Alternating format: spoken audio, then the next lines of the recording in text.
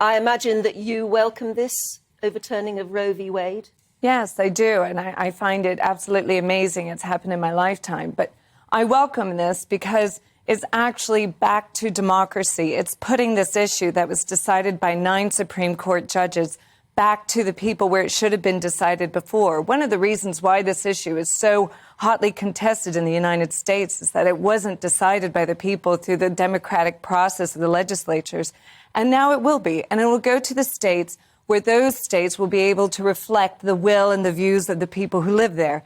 And, you know, for 50 years, there's absolutely been no way that states can restrict abortion. So actually our abortion legislation is quite radical in the United States. You know, Kamala Harris, our vice president, believes you can have one up to 38 weeks. Places like California, New York, and Virginia were saying that if a baby survives an abortion, we can deny it care. So these are all things that are quite out of step with mainstream Americans. And what you're going to find is actually America's going to look a lot more like Britain and Europe on abortion. In what way? You can have an abortion on demand. I'm sorry? In Britain, you can have an abortion on demand. Up to 24 weeks. Yes. You can go full term. This ruling isn't about 24 weeks. This ruling is basically saying that in some states there will be no abortion. That's because those people believe life begins at conception or after a heartbeat. For me, as a pro-life woman, I find that this protects life from the beginning of conception because I believe it's still a human being when a unique genetic code is formed. And these are defenseless, vulnerable, voiceless humans in the womb that can't defend themselves. In some cases, so are the mothers, defenseless, voiceless, and human. Well, and I believe that actually abortion is not actually good for women. There are a lot of side effects to abortion that are not discussed. Depression, drug abuse that follows, such a procedure. I mean, it's actually, I think that this is a great argument for the community to come and support the woman in her decision.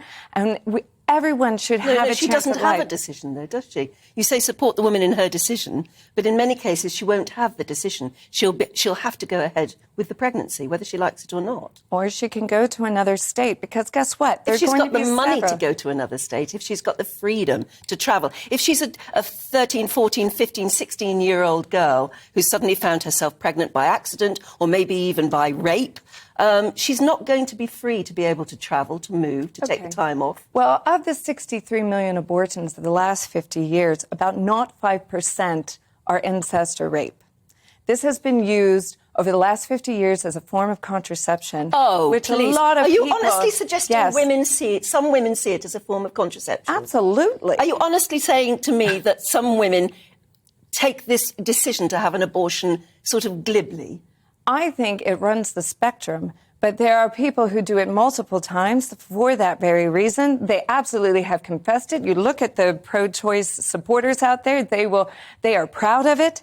Let me tell you, this is a moral issue. Some are. Yeah, and it is and you know what this does actually is it starts the conversation is when does human life begin? And this is a serious decision. And actually the women's lives are extremely important. This is not anti-woman. This is pro-women.